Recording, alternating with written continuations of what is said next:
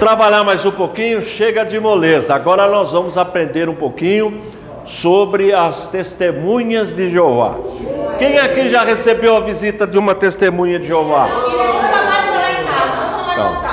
São gente boas. Quando a testemunha de Jeová vai falar com você, ela não vai pensando, eu vou enganar aquela pessoa, não. Ela vai porque ela acredita que ela está trabalhando, prestando um serviço para Jeová. Entendeu? A ideia dela é boa.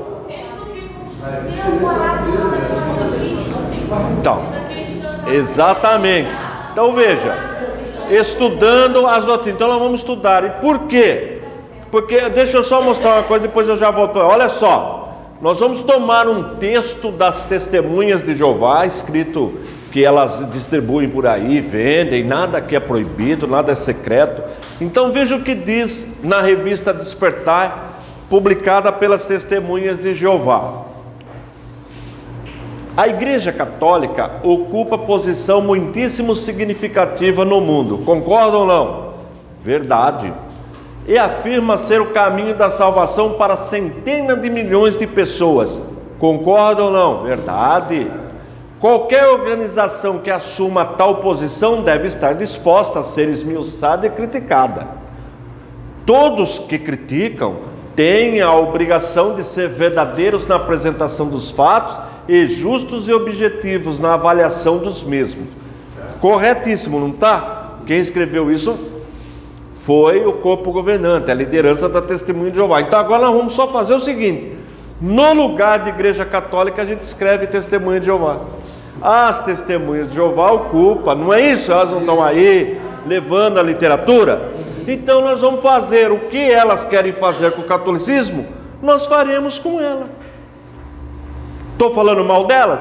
Não, vou ser sincero, vou trabalhar com provas documentais. Então se você está me assistindo e for uma testemunha de Jeová, por favor, fique até o final do vídeo que eu vou apresentar para vocês literatura da sua instituição. Vamos em frente. Quando surgiram e quem são as testemunhas de Jeová? Gente, toda religião tem um fundador. Quem fundou o cristianismo? Bora! Jesus Cristo. Quem fundou o islamismo? Maomé. E aí vai o budismo, o espiritismo kardecista, Allan Kardec. Tem o fundador, Assembleia de Deus, Gunnar Wing de Neuberg. E aí vai, Universal, Edir Macedo. Qual que é o problema? Tem um líder, não tem problema nenhum.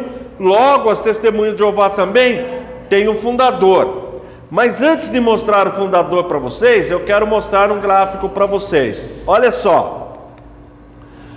O mundo tem 8,7 milhões de testemunhas de Jeová. Pode ter variado um pouquinho esse número, mas vai estar por aí. 8,7 milhões. Vocês estão vendo aquele risquinho ali? Ó, estão vendo ali? Uma agulhazinha ali, vermelhinha dentro. É o que representa no mundo. Só aquilo ali. Vocês viram? 1/3 da população mundial é cristã. Olha as testemunhas de Jeová. Para 8 milhões, 8,7 milhões. É insignificante, concordam comigo? Olha só. Dos 2 bilhões de cristãos, estão vendo a agulhinha lá? Olha aí, o cristianismo tem 2 bilhões. Olha aquela agulhinha. São as testemunhas de Jeová. Dentro dos cristãos. Aumentou um pouquinho, não aumentou? Olha lá, voltando lá, olha lá. Para o mundo quase que não dá para ver a agulhinha. O segundo é o que? Eu não entendi. Então, primeiro para o mundo, o segundo é para... Primeiro para o mundo. É o que elas representam, é aquela agulhinha lá. Dentro do nosso gráfico aí, modelo queijo pizza, tudo bem? Agora veja. Para os cristãos. Agora eu tirei os 8 bilhões, estou só com 5 bilhões e 2 bilhões e meio. Tirei 5 bilhões e meio. Olha o que representa. Claro, melhorou um pouquinho, lógico. Agora, no Brasil, olha, tanto de cristãos no Brasil, 180 milhões. Estou falando por baixo, hein? Porque o Brasil está com 205 milhões de habitantes. Estou considerando 180 milhões de cristãos. Olha lá o que representam as testemunhas de Jeová, 800 mil. 800 mil. Não, mas vocês concordam que dentro do cristianismo não significa nada? Praticamente nada? Agora veja que interessante. O cristianismo, 2023 anos, nós não estamos no ano 2023 depois de Cristo? Não é? Jesus não é o fundador do cristianismo? Então, Testemunhas de Jeová, 1872, dá 151 anos. Faz 151 anos que existe esta religião, não é isso? 1872 para 2023 dá 151. Não. O que eu quero mostrar assim, na linha do tempo. Agora eu pergunto para você, e antes da Testemunha de Jeová não tinha salvação? Quer dizer que o cristianismo viveu na cegueira até 1872? Está vendo a lógica? Tem sentido? Só que as pessoas não percebem isso daí. Então é um movimento novo dentro do cristianismo. Não representa nada. Na linha do tempo é um tempo insignificante. Tá certo? Entenderam, gente, o que eu quis mostrar para vocês? O fundador, Charles Taze Russell, ele tinha 20 anos quando ele começou o movimento. Ele nasceu em 1852. 72 é quando ele começa o movimento. Esse é o fundador. Ele era da igreja, a família era da igreja presbiteriana. Depois ele foi para a igreja adventista, da onde ele importou o sono da alma e passou, ele diz os estudos, isso é provado, que ele foi num debate com um ateu, e o ateu convenceu ele que o inferno não existia. A partir daquele dia ele nunca mais creu no inferno, porque a Testemunha de Jeová não crê na existência do inferno. 1874 ele falou da volta de Jesus, presença invisível. Nós vamos trabalhar também com algumas datas aí, quando nós estudarmos o Adventismo, Guilherme Miller. Nós vamos estudar o Adventismo também sobre a volta de Jesus. 1914, o grande mito Armagedon. Eu tenho um vídeo no canal só falando como ele fez esse cálculo. Não vai dar para apresentar para vocês agora, mas está lá no canal. Procura lá ao vivo, o mito 1914, no meu canal. Como ele chegou nessa conta aí. Aí ele mudou para 1915, porque Jesus não aconteceu nada em 1914, 1915, 1917... 1918, só que ele morreu em 1916. Agora é o seguinte, a Bíblia fala no livro de Deuteronômio, quinto livro da Bíblia, capítulo 18, versos 20, 19, 20, 21 e 22.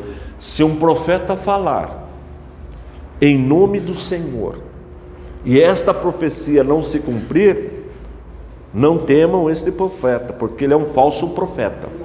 Ele falou e não se cumpriu. Ou seja, se o profeta falar e a profecia não se cumprir, vai para a galeria dos falsos profetas. Deuteronômio 18. Bem, ele além de falar, ele documentou. Então ele está na galeria dos falsos profetas. Não sou eu que estou falando, é a Bíblia que diz que se falar em nome do Senhor e não se cumprir, teve uns... Até no nosso meio teve uns malucos aí que andaram falando aí nessa época de política em nome do Senhor aí, não teve? Não teve uns malucão aí, umas maluconas? Então, eu não posso fazer nada, é a Bíblia que fala, entendeu? Bom, aí o Joseph Smith, ou melhor, Joseph Smith é o fundador do mormonismo. Joseph Rutherford, conhecido mais como Rutherford, assume em 1917 e vai até 1942, quando ele morre. Aí ele marcou a volta de Jesus para 1925. Vocês estão escrevendo o que eu estou falando? Mas eu vou deixar tudo lá para vocês, na plataforma, os slides, o texto. Então tudo bem. Não, curto, pode fazer, não tem problema não. Vamos lá. Ele escreveu um livro traduzido para 30 línguas. 3.500.000 exemplares. O ICP tem uma cópia. Milhões que agora vivem jamais morrerão. Olha o título do livro. Milhões que agora vivem jamais morrerão. Que ele estava prevendo a volta de Jesus. E ele acreditava que os patriarcas iriam ressuscitar. E aí ele mandou comprar um palacete em San Diego, nos Estados Unidos, chamado Betsarim, Casa dos Príncipes em hebraico, para receber os patriarcas, Isaac, Abraão, Jacó, que iriam ressuscitar. Bom, além de não acontecer nada disso, adivinha quem foi morar nesse palacete? É lógico. Entendeu? Tudo bem? Gente, ele escreveu um livro dizendo que não era para se casar mais, para os jovens não se casar porque não ia dar tempo. O que ficou de solteirona e solteirão está até hoje solteiro, gente. Já pensou o que a religião consegue fazer? O que o falso profeta... Não sou eu que estou falando, que... Até acha aí. Por favor, quem trouxe Bíblia aí? Vocês ainda usam Bíblia? Deuteronômio 18, que versículo? 20. Versículo 20? Se o profeta falar e não se cumprir, o que ele é? Não tenha temor dele, não foi Deus que falou. Aquele que não ouvir as minhas palavras, que ele falar em meu nome, disso lhe pedirei contas. Porém, o profeta que presumir de falar alguma palavra em meu nome, que eu não mandei falar, ou que falar em nome de outros deuses, esse profeta será morto. Tem essa ainda, hein? Não, mas não é isso não. Tem essa daí, mas só que ele fala aqui para não ter temor dele, é ou não é? Porque falou palavra que o Senhor não falou. Isso. É o 21. É o 21. Se disseres no teu coração, como conhecerei a palavra que o Senhor não falou? Sabe que, quando esse profeta falar em nome do Senhor, e a palavra dele se não cumprir, nem suceder como profetizou, essa é a palavra que o Senhor não disse. Com soberba a falou tal profeta, não tenhas temor dele. Vai para a galeria dos falsos profetas. E tudo documentado, tudo documentado. Depois vem o Natan, Quinor, falsas profecias.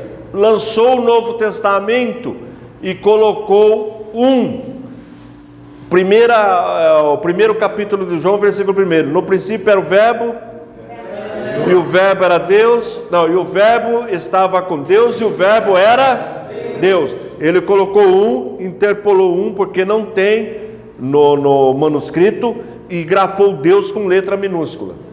Vai vendo. Vocês já tiveram hermenêutica? Vocês vão ter. Hermenêutica é a arte de interpretar texto. Tem uma ferramenta da hermenêutica, a exegese. O que é exegese? Você vai para dentro do texto, você tira o texto, você tira o texto para você.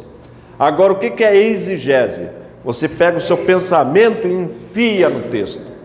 Como eles passaram a negar que Jesus, passaram a ensinar que Jesus é um ser criado, então não tem como, só tem um jeito, se alterar a Bíblia, mudar a Bíblia. Então fizeram isso daí. E ele também marcou o Armagedon para 1968. E acontecerá, não, ele marcou ele registrou em 1968, e que vai acontecer em 1975. O Armagedon acontecerá em 1975. Aconteceu? Vai para onde? Vai para onde? Galeria. Engraçado que cada um que assumia, eles queriam jogar no tempo dele, né? Pregação do Evangelho termina neste século. Frederic Franz aí foi presidente também. Ele escreveu isso no século passado. E aí? Parou a pregação? Nem eles pararam. Não estão aí eles estão nas praças, irmã. Porque agora como é que ele vai entrar no condomínio? Como é que vai bater de porta em porta? Não tem mais. Então o grupo está diminuindo. E um outro problema sério para as testemunhas de Jeová é a internet, o YouTube. Porque elas são proibidas de ler literatura, de conversar com pessoas, como é o nosso caso, que conhece. Elas são proibidas. Só que escondidinho em casa com o celular, elas acabam vendo. 2012 também, né? Falaram que 2012. Tudo falso profeta, irmão. Tudo para galeria. Bem, agora eles não estão usando mais. Antigamente o presidente era do corpo governante, 8, 9 pessoas que governavam, todas as testemunhas, classe dos ungidos, pessoas ungidas, que chamado corpo governante. Agora para não ter problema com a justiça, eles separaram. O presidente da instituição não é mais necessariamente do corpo governante. Ele é uma pessoa lá que eles escolhem para não ter problema jurídico. Porque você já pensou? Um ungido. Porque as testemunhas de Jeová são divididas em duas classes. Classe dos ungidos é aqueles que vão morar no céu, 144 mil. E eles ensinavam que tinha que ter nascido antes de 1935. Agora mudaram, parece que tem uns ungidos ainda por aí. Mas era até 1935. Se tivesse nascido depois, não ia mais para o céu, porque já tinha preenchido os 144 mil. Ou seja, o céu das testemunhas de Jeová é limitado, só comporta 144 mil. E os demais, o povão, o grande rebanho, a grande multidão, né? A grande multidão ficarão aqui na terra, não vão para o céu. Mas fica tranquilo que Abraão também não vai. Abraão também não é ungido. Fica tranquilo, entendeu? Bom, vamos lá. Não aconteceu. Agora sim, tradução do Novo Mundo, que é, entre aspas, eles não chamam Bíblia, querem ser diferentes em tudo. Não chamam a Bíblia de chancha, a tradução do Novo Mundo. É a Bíblia das Testemunhas de Jeová. Então vamos lá. Hebreus, 1º capítulo, versículo 6. Olha só como foi traduzido. Mas ao trazer novamente seu primogênito à terra habitada, ele diz: e todos os anjos lhe prestem homenagem. É o proskinel lá do grego. O que acontece? Se você pegar a sua Bíblia aí, João Ferreira de Almeida, ou uma outra Bíblia, vai estar o adorem. Só que eles mudaram. Por quê? Pararam de adorar Jesus. Em 1954 fizeram uma determinação que era proibido adorar Jesus. Você já pensou o pastor chegar na igreja e falar: ó, irmãos, a partir de hoje nós vamos parar de adorar Jesus, que não pode adorar Jesus, só pode adorar o Pai? Tem sentido? Foi o que aconteceu lá. Até 1954 elas adoravam Jesus. A partir daí saiu essa determinação, e como não tinha na nossa Bíblia aceitar, porque a Bíblia fala adorar, mudaram o significado, trocaram a palavra, no original é proskinel, por prestar homenagem. Toda vez, quando aparece o diabo, eles colocam adorar, mas quando aparece Jesus, não, prestar homenagem. Eles escolhem, ainda que haja essa possibilidade, eles escolhem o que interessa, exigese, que eu falei com vocês. Segundo, Lucas 23 e 43, eu tenho um vídeo só falando desse versículo aí no YouTube. E ele lhe disse: deveras eu te digo hoje, estarás comigo no paraíso. Está vendo essa pontuação? Como no grego não tem pontuação, então eles adaptaram. Por quê? Porque não crê na imortalidade da alma. O ladrão, até a tradução do Novo Mundo, em 1961, o ladrão estava no céu. A partir dali o ladrão não foi mais para o céu, porque mudaram os dois pontos. Te digo hoje. Agora veja bem, esse hoje com nessa formatação fica sem necessidade. Estou dizendo para vocês hoje, quinta-feira eu não venho. Para que eu tenho que falar hoje se eu já estou aqui? Está entendendo? Tá, Bidá? Ele lhe disse: deveras eu te digo, hoje estarás comigo no paraíso. É isso que a Bíblia. Nós não temos dificuldade de aceitar que o ladrão foi para o paraíso naquele dia. Não tem dificuldade nenhuma. Mas eles têm esse problema. Então muda o texto, muda a pontuação. Tem texto também ensinando só sobre isso lá no site do ICP, www.icp.com.br. Tem matéria só falando sobre isso aí. No princípio era a palavra, João 1:1, e a palavra estava com Deus, e a palavra era Deus. Olha aí, palavra, verbo, logos, a mesma coisa, não há problema algum. Só que colocaram e jogaram Deus com letra minúscula. Só que daí criaram um problema.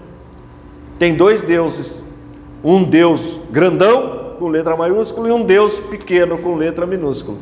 Aí você pode perguntar para uma testemunha de Jeová: escuta, esse Deus com letra minúscula, ele é verdadeiro ou é falso? Porque o diabo é um Deus, mas falso. Ela não pode falar que Jesus é falso. Mas se ele é verdadeiro, por que você não adora ele, já que ele é Deus verdadeiro? Está vendo o problema? Separaram aí, criaram um problema para elas mesmas. Por isso que agora, olha, lembra do Lia? Aí, ó, o problema do catolicismo. Então a testemunha de Jeová presta do Lia ou híbrido Lia para Jesus? Porque só pode adorar a Deus. Prestar homenagem eu presto a Tiradentes, Duque de Caxias, não é isso? Não presta homenagem? Quando a gente está cantando hino nacional, você está prestando uma homenagem à nossa pátria. Você presta uma homenagem para sua esposa no aniversário. Latria você presta a Deus. Nós prestamos latria para Jesus, para o Pai, para o Filho e para o Espírito Santo, mas um único Deus. A testemunha de Jeová alterou isso aí cai nesse problema. Bom, Jesus lhes disse: digo-vos em toda a verdade, antes de Abraão vir à existência, eu tenho sido. Mudaram também, para quê? Para desvincular Jesus de Deus Pai.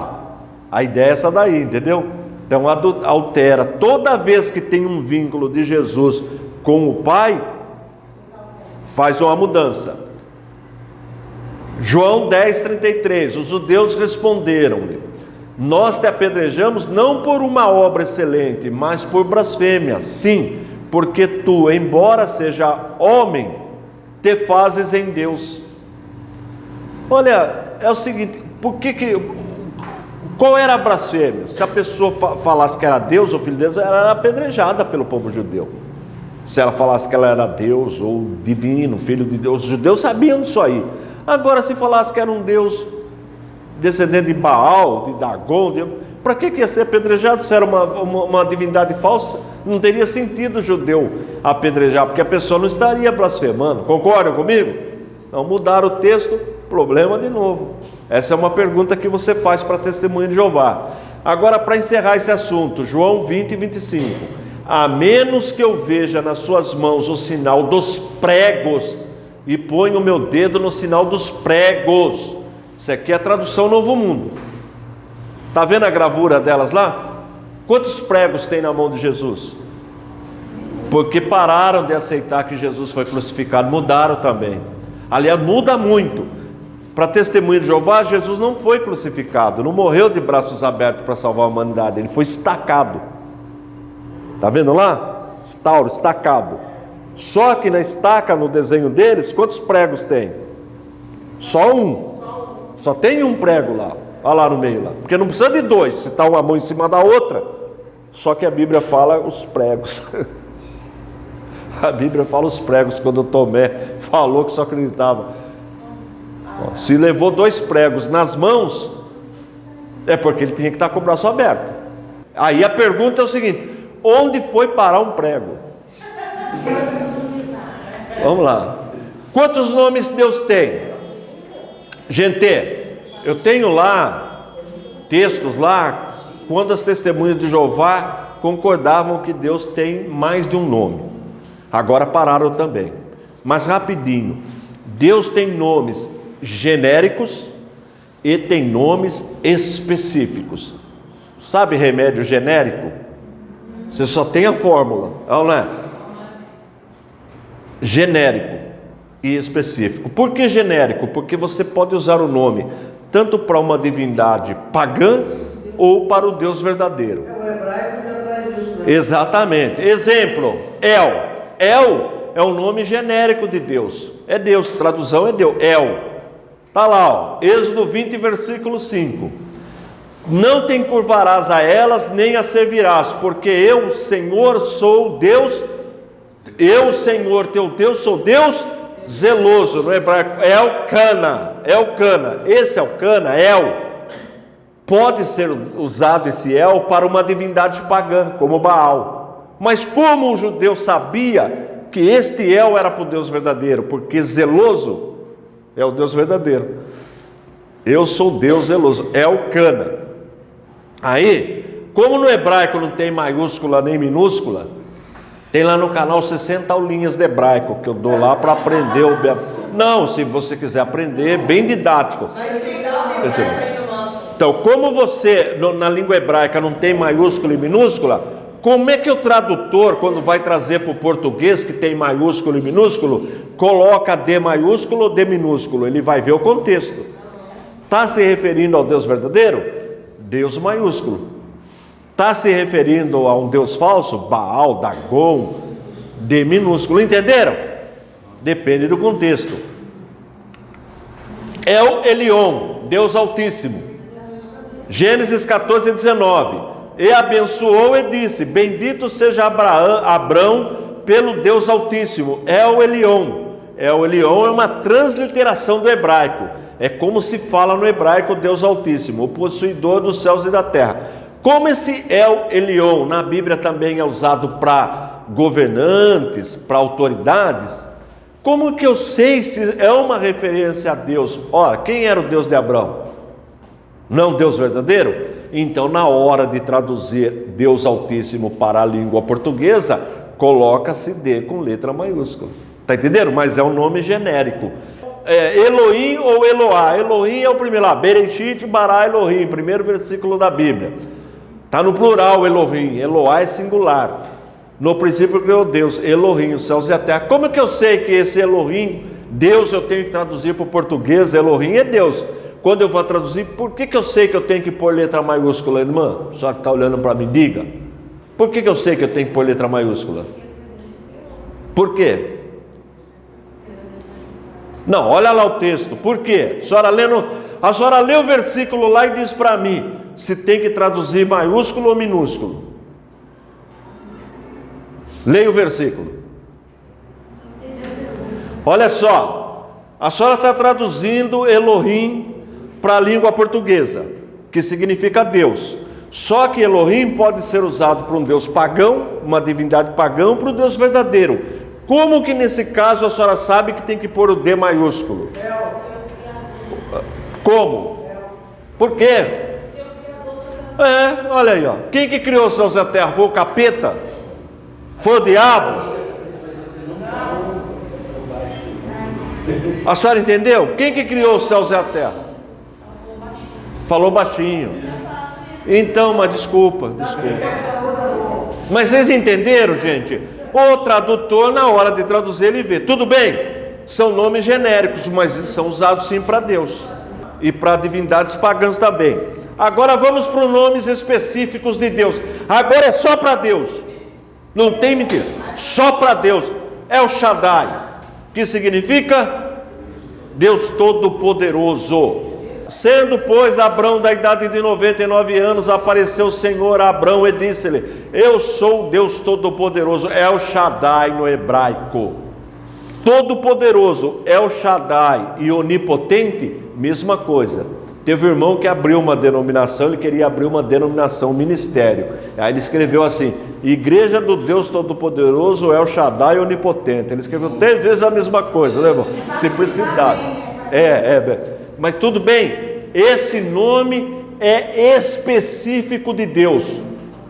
Só é usado para Deus. Tudo bem? Não é usado para a divindade pagã. Outro nome, Adonai. Adonai quer dizer Senhor. Isaías 6:1. No ano em que morreu o rei Uzias, eu vi também ao Senhor, Adonai, na língua hebraica, assentado sobre um alto e sublime trono, e o seu séquito enchia o templo. Só que na língua hebraica tem Senhor para pessoa, pronome de tratamento, Adon ou Adoni, para pessoa. E Adonai é só usado para Deus. É diferente da nossa língua. Vocês me chamam de Senhor, função da minha idade, Senhor Antônio, professor Antônio. Quem é casada, senhora. Então na língua hebraica, para o homem, pronome de tratamento, Adon. Adonai só para Deus. E judeu não fala Adonai na rua. Na rua ele fala Hassem, o nome, Hassem. Só na sinagoga que eles falam Adonai. Ele fala no Deus igual, né? Para não tomar o nome de Deus, então Adonai.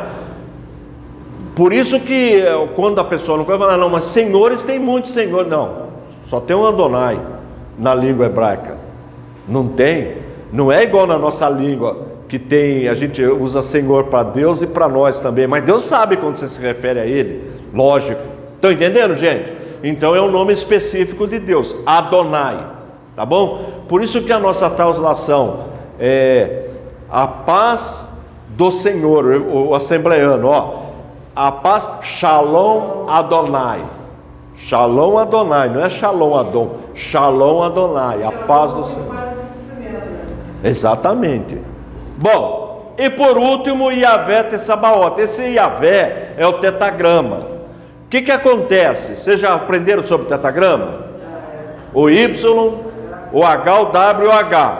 É porque aqui tem muito Então para quem não aprendeu é o seguinte, na língua hebraica não tem vogal ou vogais. Quais são as vogais? Rápido. São as vogais. Meu nome é Antônio. Se tirar as vogais, fica NTN. Só que você já sabe que eu me chamo Antônio. Aí você vai falar Antônio, porque você já decorou meu nome. São Paulo, SP. Você já sabe que é São Paulo. Rio de Janeiro, RJ. Você já sabe o que é RJ. CEP, você já sabe o que é CEP. Entende? Então, não precisa da vogal depois que você conhece a pronúncia. Tá certo? Ó. Mas quando começa a aprender o hebraico, Precisa. Eu sempre brinco com os alunos, é igual uma criança que quer andar de bicicleta de 2 rodas. Não tem aquela rodinha lateral? Depois que aprendeu, tira, acabou. Mas no começo é bom aquela rodinha. Tá entendendo? Então no hebraico não tem, só tem consoantes. Consoantes, não tinha vogal. Bem, só que eles, naquele período interbíblico, para não tomar o nome de Deus em vão, pararam de falar o nome de Deus. Toda vez que aparecia o tetagrama, eles não falavam, ou falavam Adonai no lugar. Tá certo? Pararam. Parou de falar 1 século, 2, 3, acabou aquela geração, veio a outra, perde a pronúncia. E agora, como é que fala se ninguém mais falou? Se você ficar repetindo de uma geração, todo mundo sabe. Agora, como é que vai saber? Se nunca mais. Hoje a gente grava tudo, filma tudo. Na época não. Perdeu a pronúncia. Aí os rabinos, por volta dos séculos 7º, 8º, 9º, inventaram sinaizinhos. Vocês vão aprender isso para representar as vogais. A rodinha lá que eu falei da bicicletinha. Depois que aprendeu, não precisa mais. Mas inventaram, ó, esse sinalzinho é a letra A, esse sinalzinho é a letra E, I, O, inventaram. Tem lá, tem tabelinha lá no meu canal lá, que vocês quiserem, só pegar lá. Bom, aí o que fizeram? Aí é hebraico, tá? O hebraico escreve da direita para a esquerda, né, gente? É diferente. Olha só. Aqui em cima, aqui ó, aqui está escrito Adonai, na primeira tabelinha aqui, do lado direito. Do lado de lá é o tetagrama, olha o Yud lá, o Y, o H, o W, o H. Tá vendo lá o Vav lá, aquele tracinho, o rei, bom, muito bem. Tá vendo aqui embaixo? Aqui embaixo está escrito Adonai com as vogais. Tá vendo aquela setinha indo para lá? Os rabinos pegaram as vogais de Adonai, porque Adonai eles sabiam a pronúncia. Adonai, a pronúncia. Então pegaram as vogais de Adonai e jogaram lá no tetagrama. Essa junção, esse nome ficou híbrido, ficou uma mistura. Saiu a pronúncia Iavé, porque na época não tinha a letra J ainda. O J foi inventado o J é uma invenção recente. Aí quando começou a usar o J, começou a falar Jeová. Logo o nome Jeová é uma invenção. O nome Jeová, e quem começou a espalhar o nome Jeová foram os reformadores. Os reformadores, aí a testemunha de Jeová vai, não, a gente adora, Deus só tem o nome, é Jeová, bobagem, o nome Jeová é uma invenção.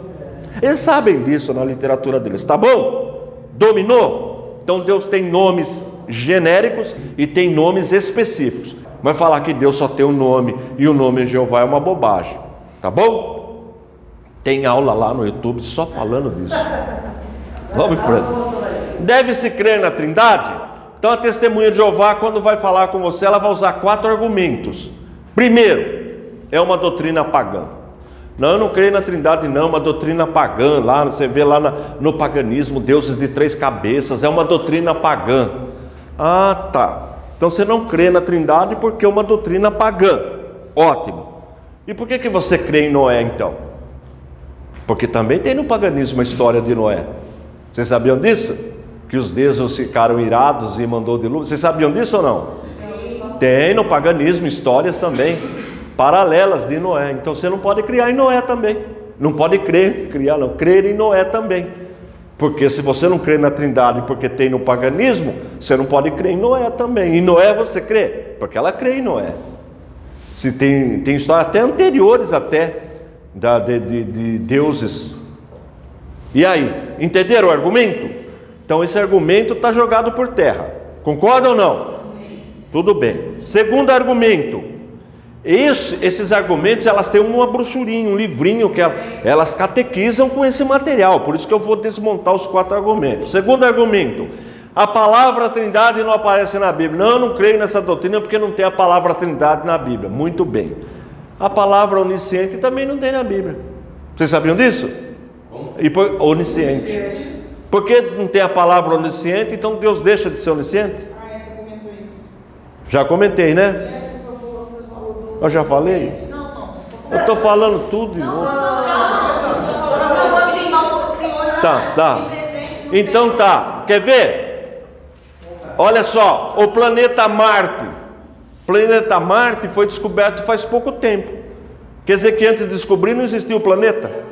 Aí deram um nome para ele. Não vamos chamar esse planeta, vamos chamar de Marte. Mas ele sempre existiu. Então não é argumento, não bate. Só que a pessoa inocente, irmãos, quando a pessoa inocente chega lá, testemunho de Jeová com a literatura, começa a catequizar, a pessoa é inocente. Mas agora vocês jamais vão aceitar um negócio desse aí, porque vocês já entenderam. Então falar que não crê na Trindade porque a palavra não tem na Bíblia, então Deus deixou de ser onisciente, então. Porque também não tem a palavra. Teocracia, eles falam que é um estado teocrático. Deus, cracia, governo. Demo, povo, cracia, governo. Nós vivemos uma democracia, governo do povo. Teocracia é período dos juízes. Deus, cracia, governo. Então a palavra também não tem na Bíblia. Teocracia não tem essa palavra na Bíblia. Só porque não tem na Bíblia não teve governo teocrático. Aliás, nós devemos ter um governo. Nosso governo não é de Deus? Quem rege a nossa vida espiritual não é Deus? Tudo bem?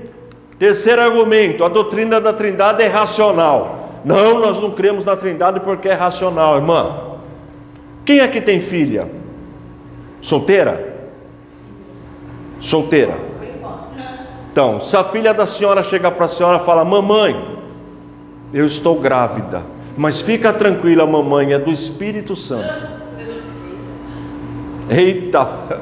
A senhora fala: ó, filha, ou ela está mentindo, ou probleminha técnico, não, o tico e o teco não. É, né? Não é doideira? Só que foi isso que Maria falou para José. Foi isso, exatamente isso, não foi? Ó, José, eu estou grávida, mas fica tranquilo, eu não te traí não, é do Espírito Santo. O que José fez? Como diz meu filho, quis meter o pé, não quis? Foi ou não foi? O que ele queria fazer? Está na Bíblia, gente. Ele não queria fugir? Mas aí o anjo apareceu para ele, não apareceu? E falou para ele: não temas. E aí ele concordou, porque o anjo apareceu para ele. Mas se não, ele pensou que Maria não estava batendo bem. Ou ela aprontou, porque ele não era. Isso ele sabia. Ou ela não está batendo bem, ou ela me traiu. Não sei o que aconteceu. Tanto é que ele queria fugir. A senhora entendeu?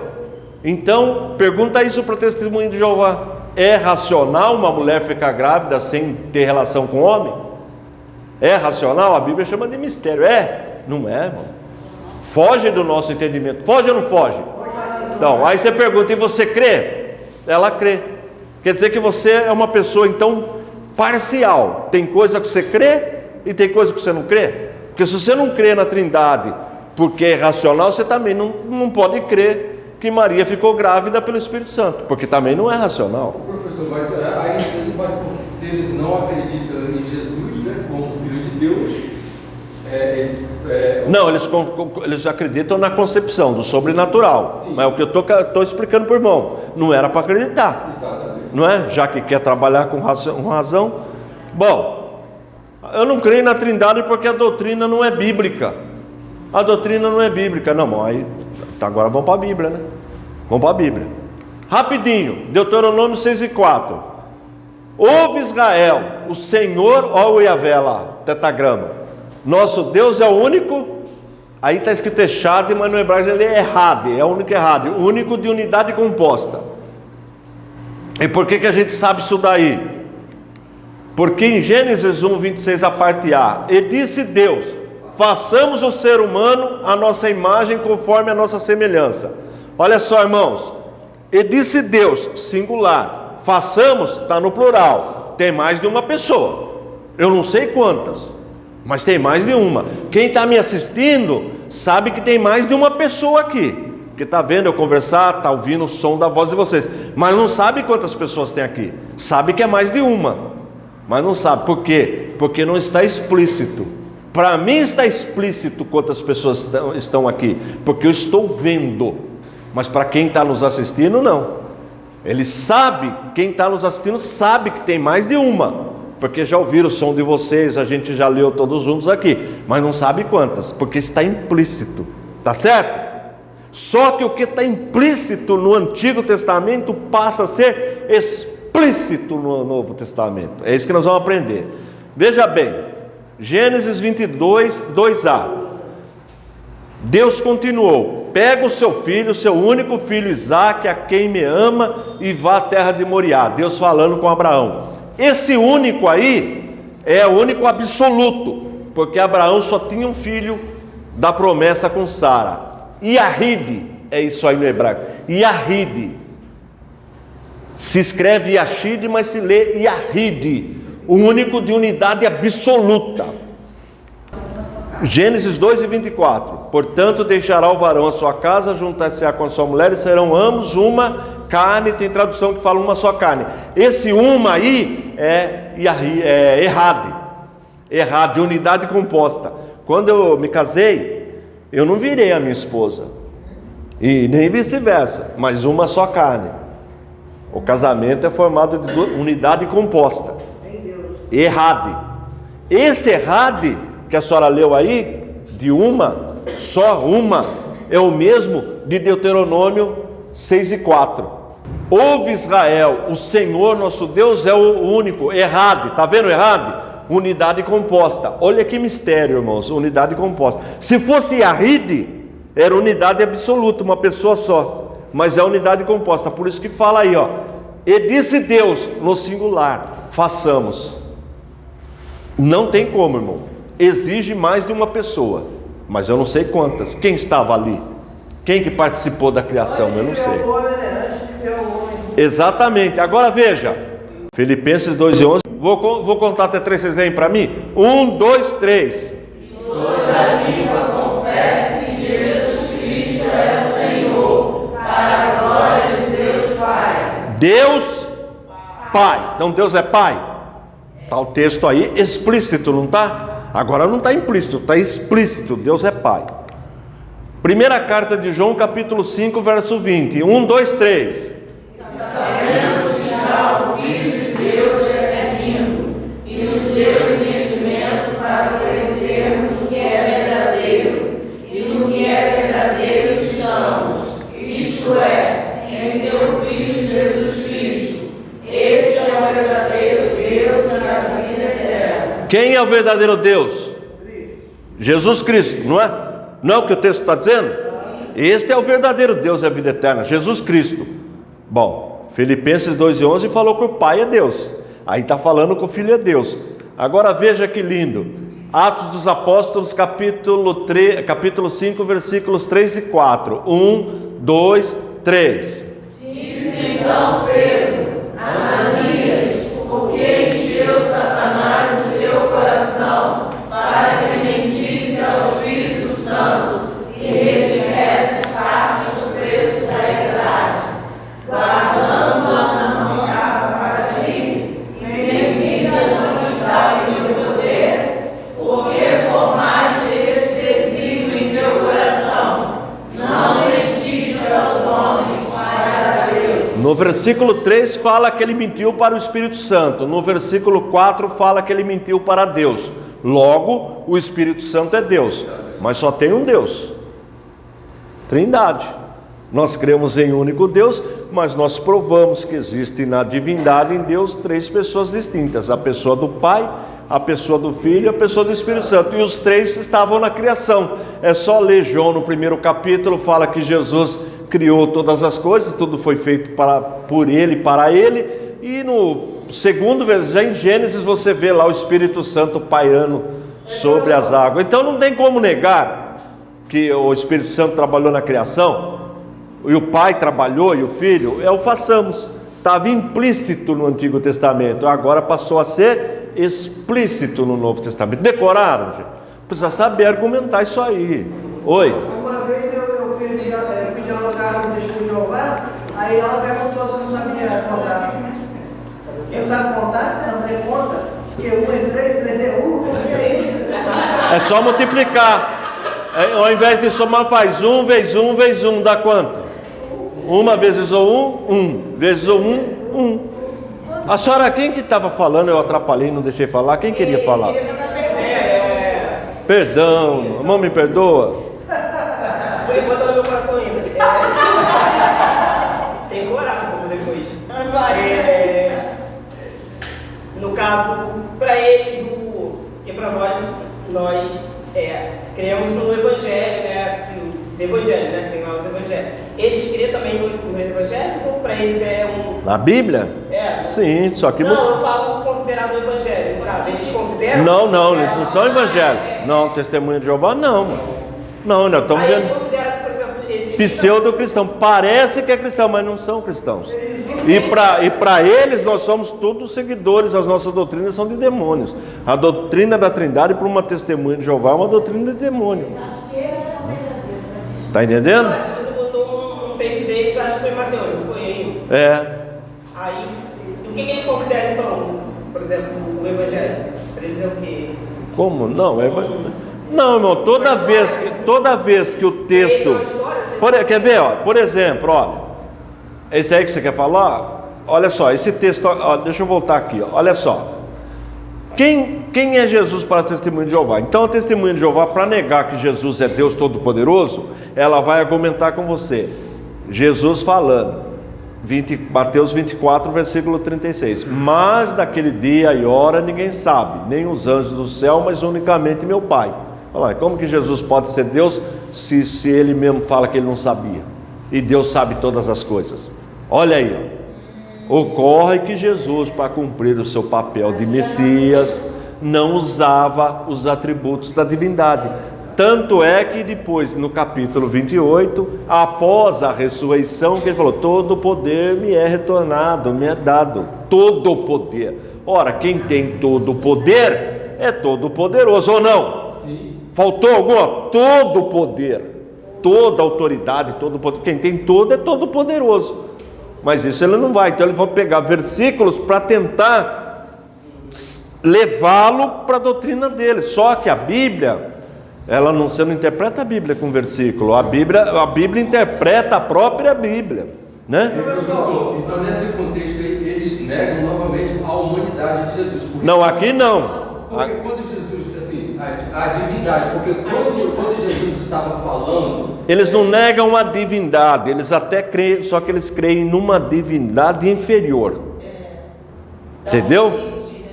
Jesus é Deus poderoso, não é todo poderoso. Entendeu? Agora eles têm problema, por exemplo, Isaías 9,6, Pai da eternidade. E aí? Então o Pai é avô da eternidade? Professor, identificando essa heresia aí, Mateus 5 já diz, né, que Jesus falando sobre manter a lei, né, e sobre quebrar mandamento. Aí diz, no 19 diz assim: todo aquele que desobedecer, pode falar a vírgula, tirar a vírgula e tal. Aí já observa, né, quando eles mexem na escritura sagrada e tira, né, mas só que daí, que horas são? Vocês estão meio assim. 9h37. Você vai acabar com Que horas? 9h37. Meu Deus, ó, quando começa a esquentar tem que ir embora. Vamos ficar até as 11 pelo menos? Não, qual é o horário? Fala sério. 10 horas. Chorinho, ele falou para dar um chorinho de 5 para vocês, né? 9h55. Tem pro Rio. Ah, então tá bom. Tá bom, amém. Vai na paz. Viu a matéria, depois a senhora vê lá. Dá um joinha lá. Olha só, voltando aqui rapidinho, onde eu estava? Ah, meu Deus do céu. Olha só. Ó, tá. Quando você for conversar com uma testemunha de Jeová, você dá a sua Bíblia para ela e pega delas para você. Pronto, já era, que elas não sabem manusear. Elas foram treinadas só em alguns textos, entendeu? Se você mostrar a capa da nossa Bíblia, ela nem vai falar com você. Ela nem vai parar na sua casa. Se você mostrar a capa da Bíblia apologética, ela já sai fora. Vamos lá. Lucas 18:19. Jesus lhes disse: por que me chamas bom? Ninguém há bom, senão um que é Deus. Texto da Testemunha de Jeová, tá vendo? Jesus mesmo está falando que só tem um que é bom, Deus. Aí você faz a perguntinha linda para ela: Jesus é mau? Ou é bom? Acabou. Não, Jesus, se isso quer dizer que Jesus está falando só Deus é bom, ele é o que então? Ele é bom ou mau? Ela não vai falar que ele é mau. E vai ter dificuldade de falar que ele é bom. Porque se falar que ele é bom, ele é Deus. Entendeu? Mal ela não pode falar. Tá bom? Vamos em frente. João 14, 28. Já falei isso para vocês. O Pai é maior do que eu. Mas Jesus está falando aí da natureza humana. Como subordinado, como servo, ele se esvaziou. Ele não usava as prerrogativas da divindade. E a resposta está no mesmo capítulo. Quando ela usar o argumento, Jesus está falando o Pai é maior do que eu. Então você crê na literal, tá bom. Jesus está falando como homem, mas ela não vai aceitar esse argumento, então tá bom. Então calma. Vai lá no mesmo capítulo, no começo. Felipe, falando para Jesus, mostra-nos o Pai e nos basta. Aí Jesus fala para Felipe, eu estou tanto tempo com vocês não conhecem o Pai? Quem vê a mim, vê o Pai. E como? Então Jesus é o Pai? Aí você fala para a Testemunha de Jeová, então partindo do seu raciocínio, Jesus é o Pai então. Porque ele não está falando? Só que ali Jesus já está falando da divindade. Quando você olha para Jesus, você vê Deus. Vocês estão entendendo? Mas esse versículo eles não vão mostrar para você. E nem aquele eu e o Pai somos um, também não vai mostrar para vocês. Entendeu? Vamos em frente. Primeira carta aos Coríntios, capítulo 11, versículo 3. Olha o argumento das Testemunhas de Jeová. Mas quero que saibais que Cristo é a cabeça de todo homem, e o homem é a cabeça da mulher, e Deus a cabeça de Cristo. Aí eu argumentando pelo canal como uma Testemunha de Jeová, você acredita que ele para não negar o ensinamento, ele chegou à conclusão para defender que a mulher é inferior ao homem? Falou, não, mas a mulher é realmente inferior ao homem. Eu falei, como é que é? Não, a mulher é inferior ao homem, sim. Deixa para lá, aí já não dá mais, aí deixei para lá. Irmãos, não existe diferença entre homem e mulher perante Deus, não tem. Já pensou achar que a mulher é... Não, aí é uma questão de posição. Por exemplo, aqui eu sou superior a vocês, aqui, como professor. Então dentro da hierarquia, vocês me honram como professor, não honram? Mas amanhã eu sento aí e o senhor vem aqui dar aula, aí mudou a autoridade, mas eu não sou melhor ou diferente do senhor, não, é uma questão de hierarquia. A irmã não pode ser professora, a ministra, não tem 2 ministras lá no Supremo? Então, 2 ministras, rapaz, são mulheres. Então não tem esse negócio, é a posição que ela ocupa, como já tivemos uma mulher presidente da República, Dilma. Está entendendo? Então, olha só, vocês estão entendendo? Posição dentro da hierarquia. Dentro do que Jesus está falando aqui, ele quer dizer o seguinte, que dentro do casamento existe uma hierarquia, posição, só isso. Funções, papéis diferentes. Porque só falta achar que o homem é a cabeça da mulher. Aí ficou maluco mesmo, não é? E ele acha isso. A Testemunha de Jeová acha isso. Não, faz assim não, irmão. Faz assim não. É questão de posição. Tudo bem? Vamos lá. Colossenses capítulo 1, versículo 15. O qual é a imagem do Deus invisível, primogênito de toda a criação. Aí, tá vendo? Primogênito primeiro. Eu, por exemplo, sou primogênito dos meus irmãos. Eu sou o primeiro. Mas só que a palavra primogênito na Bíblia é usada também para destaque, não necessariamente para o primeiro de uma série. Exemplo que Deus fala que Efraim é o primogênito dele. Deus fala que Israel é o primogênito dele. Israel não é o primogênito dos povos, e nem Efraim. Efraim é o primogênito de Jacó. Portanto, a palavra primogênito vai depender do contexto. Ela tem mais de um significado, tá bom? Então é argumento que não vale. Que horas são? 43. 9h43. Bota para dentro. Olha só, vamos fazer o seguinte. Não, mas eu preciso terminar.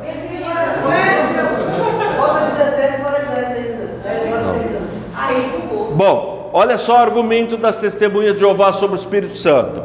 Para nós, o Espírito Santo é uma pessoa, tá certo? O que é uma pessoa? Isso eu ensino direto nas aulas. Todo ser que tem as 3 faculdades da personalidade é um ser pessoal. Quais são as 3 faculdades da personalidade? Intelecto, emoção e vontade. Todo ser que tem, eu já até contei na aula passada, não contei? Bom, então nós vamos ver se o Espírito Santo é uma pessoa, porque olha o argumento da testemunha de Jeová. Todos eles ficaram cheios do Espírito Santo, grafam com letra minúscula. Tá vendo?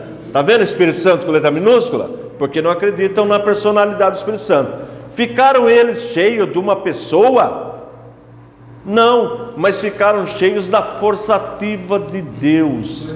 Bom, então quer dizer que quando Jesus fala, onde estiverem 2 ou 3 em meu nome, é um monte de Jesus? É assim que funciona? A onipotência de Deus, a onipresença, a onisciência? Não é assim, né, irmãos? E olha só, Judas, o diabo entrou em Judas, aí elas acreditam. Então Judas ficou cheio do diabo, porque o diabo é uma pessoa, partindo do raciocínio dela, o diabo não podia entrar em Judas. Pode, irmãos. Primeiro, e os endemoniados então? Endemoniado gadareno, como é que fica então? Está vendo o argumento? Não tem argumento, mas vamos em frente. Por força de sinais e prodígios, pelo poder do Espírito de Deus, assim desde Jerusalém arredores até Ilírico, tenho divulgado o Evangelho de Cristo, pelo poder do Espírito Santo. Agora por força ativa, pelo poder da força ativa. Tem sentido, irmãos? Não tem. Agora veja,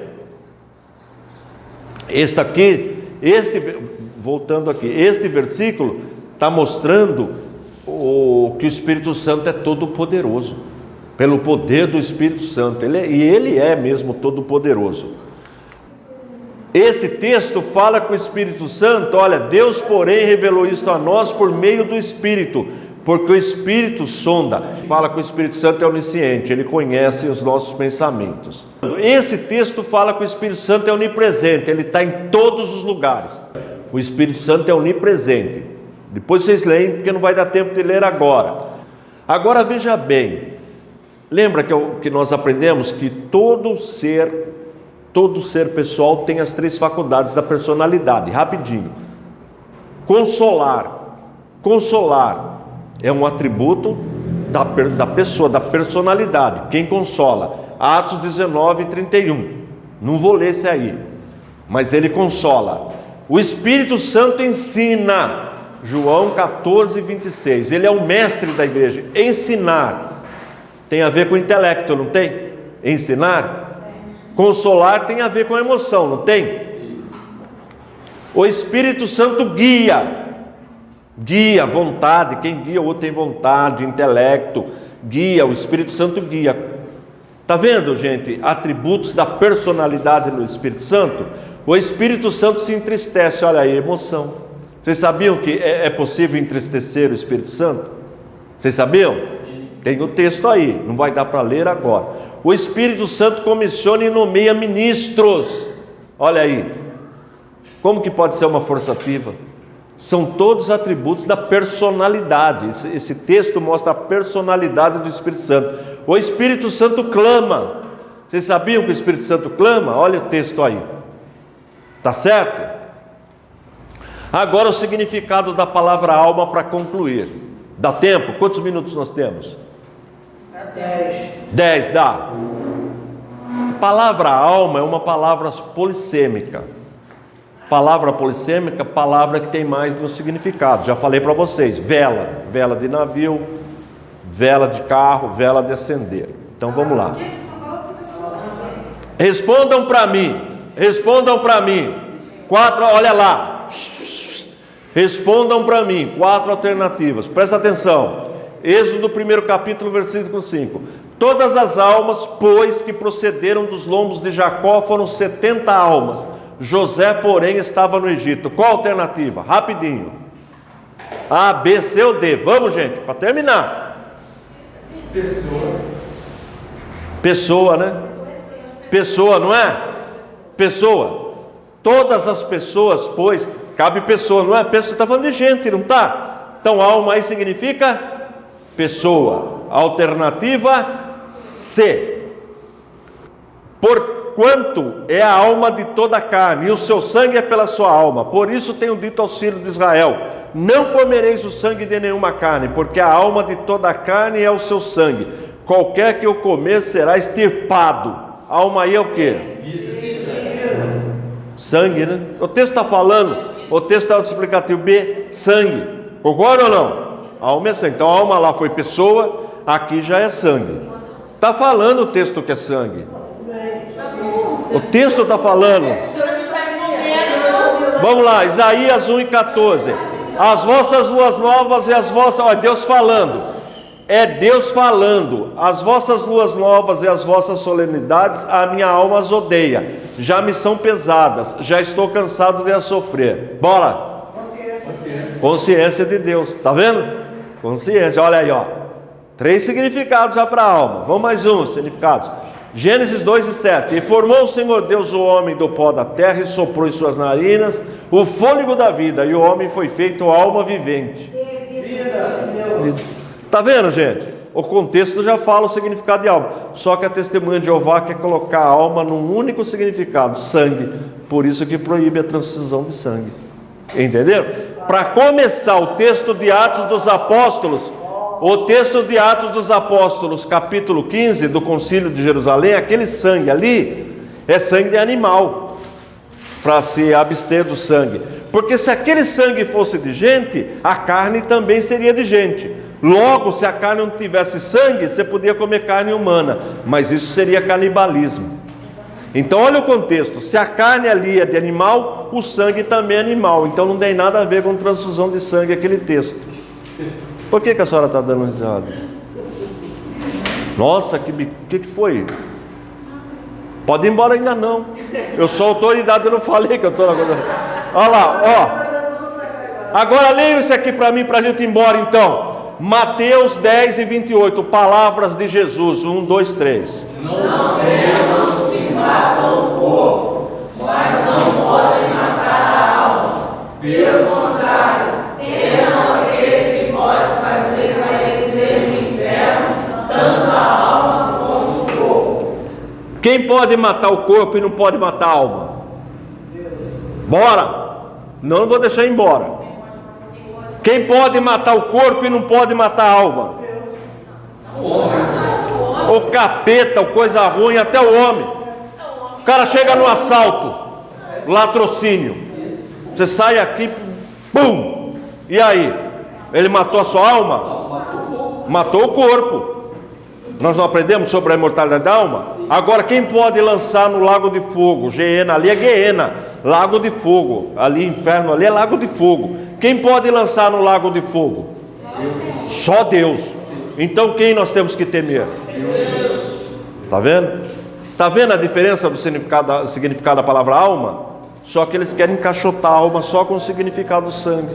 Aí fica difícil, irmãos. Irmão, faltou. Tem ainda algum tempinho, chorinho? Quantos? 5 minutos. 5? Opa, que alegria! Deus está multiplicando o tempo. Olha só. Significado da palavra inferno, para concluir. Latim, infernos. Hebraico, Sheol, lugar invisível. Grego, Hades, mundo invisível dos mortos. Que foi por isso que traduziram Hades para Septuaginta. Salmo 16, verso 10. Profecia messiânica sobre Jesus.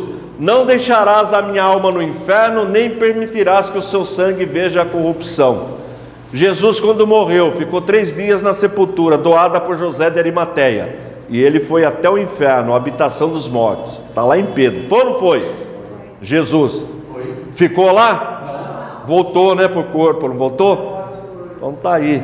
Inferno é a habitação dos mortos. Inferno, habitação dos mortos. Hoje, quando a pessoa sai do corpo, morreu. Ou ela vai para o paraíso, ou ela vai para um lugar de tormento. Nós aprendemos na aula passada? Pronto.